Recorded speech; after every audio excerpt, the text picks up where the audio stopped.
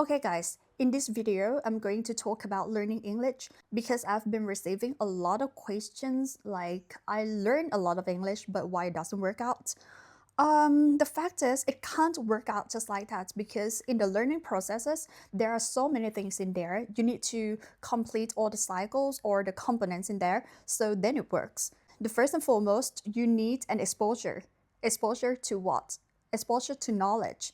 So you need to get a lot of knowledge like information and through reading and listening. I mean, if we are talking about learning languages like English, you read a lot of books. Like me, I graduated in literature and you listen a lot. Listen to what? The free one, you can listen to podcasts, to YouTube, your friends, or maybe your teacher. So then you have your exposure to knowledge. So then your brain can work that out. But what happens is when we have tons of information in our brain, but we never use it, we never execute it, how can it work out? Then you need the interaction. First, before the interaction, you need to copy. Like we all know that we are Thai, we can speak Thai without learning because we copy from our parents, right?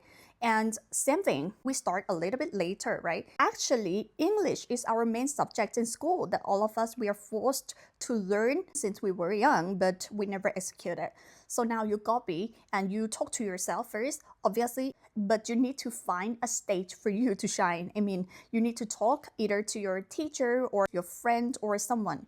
Maybe you're gonna join some English club or some English school, or maybe you just go out at night to some tourist attractions, you find new friends.